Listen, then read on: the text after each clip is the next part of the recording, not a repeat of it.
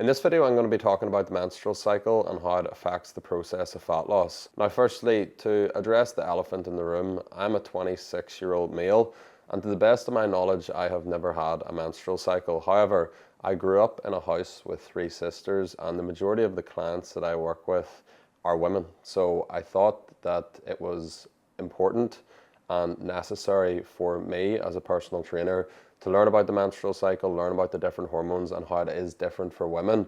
I think it's important for any man to learn about this process and to be aware of it if you've got a partner, if you've got family, even if you've got friends that are women. So I'm going to break down the process and explain how it's different.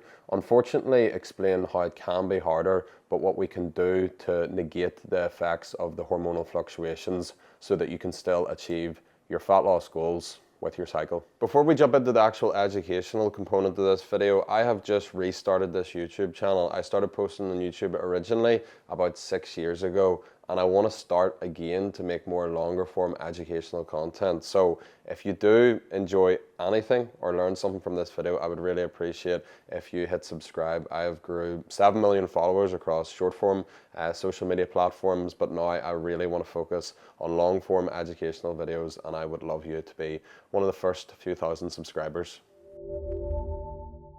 The first thing that we need to understand before we even get into the menstrual cycle or anything specific to female fat loss is how fat loss works. Now, firstly, my handwriting is atrocious, so I've actually got my videographer, Disco Stu, to do the handwriting, and he also done the photos here. Now, I'm not sure why this stick man and stick woman looks so angry, but we're going to roll with it. It wasn't me that done them. The first thing that we have noted down here is calories in, calories out. What you need to understand is everybody in the history of the full entire universe that has ever successfully lost fat has done so by eating less calories than they burn. When you eat less calories than you burn on a daily basis, your body literally doesn't have the energy that it needs for its daily tasks, so it has to go somewhere to get its energy. Therefore, it goes to your fat stores and takes energy from your stored fat. That is literally the only way that you will ever lose body fat, is if you consume less calories than you burn on a daily basis. It's very important that we start with that, because this video is not disputing calories in, calories out. It doesn't mean that because you have a menstrual cycle, a calorie deficit is somehow irrelevant.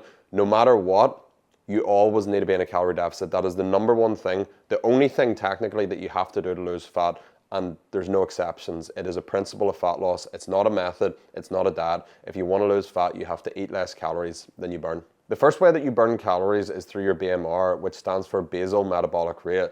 This is basically the amount of calories that you burn just to stay alive. So you could lie in bed all day and you would still burn calories. In fact, you would burn the majority of your calories. The average person burns about 60% of their daily calories through their BMR. About 20% of the calories that you burn on a daily basis is through your NEAT, or non-exercise activity thermogenesis. That is a completely overcomplicated way of saying any calories that you burn each day that isn't directly exercise. So me moving my hands at the minute, if I got up and walked to the toilet, if I done the dishes, cut the grass, walked my dog, any movement that isn't exercise is your NEAT, and this accounts for about 20% of the calories that you burn. 10% of the calories that you burn is through TEF, which stands for thermic effect of food. You burn calories in the digestion process of eating food. So foods that have a higher protein amount have a higher thermic effect. A certain percent of the calories from the food that you eat actually gets burned to process it, which is pretty cool. And finally, for the average person, only about 10% of your daily calories actually come through exercise. When a lot of people hear you have to eat less calories than you burn, they think that they have to go out and burn thousands of calories through cardio or going to the gym, but actually only about 10% of the calories you burn each day is through exercise. The rest is through your BMR, your NEAT, and just eating food. Here's where the first fundamental difference comes in between males and females. The average male burns a lot more calories than the average female. Because if you look at it logically, if you have your BMR, for example, the amount of calories that you burn just to keep yourself alive, most males have a bigger frame than females, so they're going to burn more calories just by staying alive. Then if we look at our NEAT, when you're in a bigger body as well, when you're moving around with more muscle mass, you burn more calories to do that. Even eating food, you're burning more calories in the TEF. And finally, while you're exercising, you could have a male and a female that both do the same 20-minute run, but the male is usually going to burn more calories because he's in a bigger body, he's got more muscle mass, and there's more work for his body to do.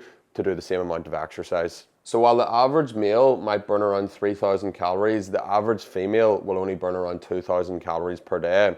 This means that if a male and a female were in a relationship together and they'd done the exact same amount of exercise, they ate the exact same meals, the male could likely lose weight while the female is gaining weight because they have a different total daily energy expenditure. Reason number one why fat loss is harder for females is because you simply burn less calories. Now, as the video goes on, I'm going to explain how we can combat this and we can make the process easier. But I think it's firstly important to acknowledge the fact that women do burn much less calories than their male counterparts, and that's why often you look at the men in your life that just seem to be able to eat almost anything that they want, and then when you try and eat the same foods or when you're on holiday together, you end up gaining weight while they're maintaining or else losing weight.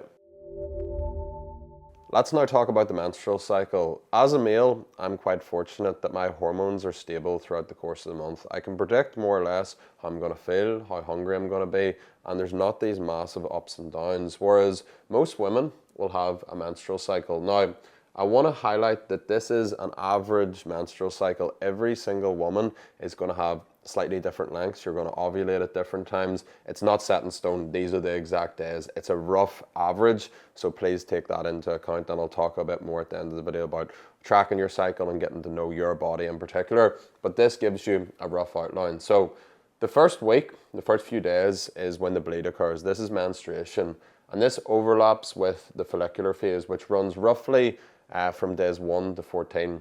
Now, the follicular phase is when you usually feel your best. Appetite is a bit lower, you feel good training, you probably are in a bit of a better mood. And then day 14 is ovulation. After ovulation, we unfortunately come to the luteal phase. And this is when things get a bit shit crack. You can hold on to a bit more water so the scales can actually spike. You're that bit more hungry, your temperature can rise, training might not feel as good. So your whole life you might have potentially felt like shit for 2 weeks every single month without having a clear idea of why that's happening. And we're going to talk more about the nitty gritty and the hormones, etc. in the next part. However, it's quite normal that during the follicular phase, you feel your best, you can stick to your calories a bit easier, and then once we get into the luteal phase, everything just seems shit crack and awful. It's harder to stick to your calories, it's harder to get your steps in, it's harder to do everything that you were just doing with ease for the first 2 weeks of the month. So we're going to talk about how to combat that, but you're not going crazy. Firstly, you're not losing your mind. It is harder to do the same things at different stages of the month, and sometimes you need to give yourself a bit of grace. But the follicular phase is usually the easier part of your cycle, and then after ovulation on the 14th day, the luteal phase is when things get a bit shit crack. I'm going to try and really simplify this next part when we're talking about hormones. There's much more hormones than just the two that I have mentioned here, but these are the two hormones that are really going to have the biggest effect on fat loss and how you feel. We have estrogen and progesterone. Now, I would simplify this by saying estrogen is your get up and go hormone and progesterone is your calm and relax, because if you think about it, the menstrual cycle is basically a process for pregnancy. So when you have the first 14 days of your cycle, estrogen starts to rise, and then after ovulation is when you will have conceived potentially. So the body starts to get ready for having a baby. So that's the use of progesterone. It's your calm, relax. So when estrogen levels are higher, you probably feel like you have that bit more energy levels. You don't have as much cravings. However, once progesterone starts to rise and estrogen starts to drop in the luteal phase, that's when you can feel a bit more sluggish, cravings go up, your appetite increases, and fat loss as a whole just becomes much more difficult. We're going to talk about how to combat that, but it's important that you understand that your body is literally fluctuating hormonally as a female, which it doesn't do as a male. This is why you feel different at different stages of the month. There's something actually going on. You're not making it up. So these are the two hormones that basically control how you feel, and you can see estrogen here in red and progesterone, which is low all during the follicular phase, and then once we get into rest and recovery,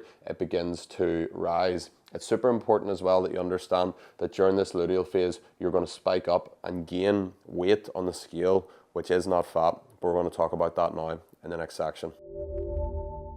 This section is probably one of the most important sections that you can understand, because As a male and a female, both of our scale weights will fluctuate up and down on a daily basis for multiple different reasons. Our carb consumption, our salt consumption, our stress levels, whether or not we've went to the toilet. On the day-to-day, you can basically gain or lose up to a few kilos, and it's not fat gain. However, our average trend from week to week, our weekly averages as a male, if we are losing body fat, our weekly averages, which account for all the fluctuations, should be going down. But here's the thing, as a female with the luteal phase, you will gain anywhere from 1 to even 4 or 5 kg due to hormonal fluctuations and your body holding on to more water. A lot of people think, oh, I'm sticking to my calories and I'm still gaining weight. But what you need to understand is your menstrual cycle is causing you to hold water weight. So every 4th week, you might notice that you gain weight on the scale, or if you're in a calorie deficit, you start to maintain weight, you stop losing, even though you're doing everything exactly the same. This isn't because you're not losing body fat, it's because you're continuing to lose body fat, but you're holding on to water. So during the luteal phase is usually when you retain more water due to the hormonal fluctuations. And once you understand this, then you can be like, oh, I'm not going mental. I know that this happens every single month. And then for a male, I would say compare your weekly averages, week 1 to week 2 to week 3. But as a female with a menstrual cycle, it doesn't really make sense, because you could be comparing week 1, the follicular phase, to week 4, the luteal phase, which there's different levels of water, so different weight outside of your fat. So what I would say is either take monthly averages or compare week 1 to week 1 of the following cycle, week 2 to week 2, week 3 to week 3, etc. You will gain water weight, and it varies from person to person, but this is one thing that we really need to take into account. Every 4th week or so, on average, you're holding on to more water, which is not body fat, which means you will gain scale weight, not fat. Finally, we have the last section. Now you understand about your menstrual cycle, the different phases, the fluctuations in your hormones, and what's actually going on. But it's all well and good understanding that, but if you don't know what to actually do to work around that, it's basically pointless, because at the end of the day, you still want to be able to get from point A to point B.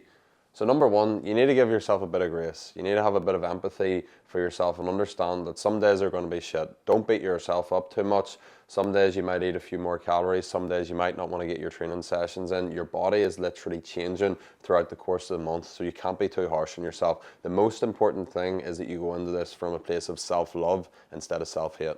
Point number 2 is caloric adjustments. It doesn't actually make sense that you're eating the same amount of calories in the follicular phase and the luteal phase. Now, I want to highlight that every single person is completely different. For some people, you might have no issue sticking to the exact same calories throughout the course of the month.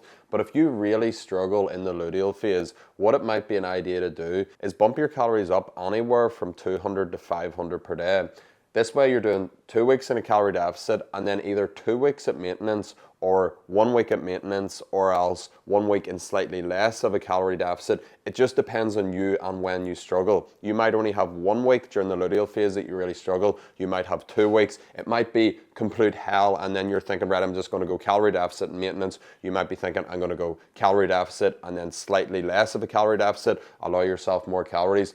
But the most important thing is getting to know your body. And the way that you do that is by tracking your cycle. There is apps, I think Flow's one, Clue's one. Some people just use pen and paper. There's different ways to track your cycle, but what's important is that you track your individual cycle and note down how you feel at different stages of the month. So how your hunger is, how your energy levels are, and that way you can decide how much you adjust your calories. So for some people, you might not adjust your calories at all. For other people, you might do 2 weeks in a deficit, 2 weeks at maintenance, 3 weeks in a deficit, 1 week at maintenance. Just play around with it and do whatever you want to do with your calories, but don't be afraid to adjust them and eat more during your luteal phase. And finally, we have the logical scale approach. So as we talked about in the last section, your scale weight is going to fluctuate at different stages of the month, even when it's not body fat. So what's so important is that you take a logical reaction instead of an emotional reaction. When you see the scale spike up, it's good to say, oh, this is interesting. I knew that this would happen. It's because I'm in the luteal phase. And then you can track your month-to-month average.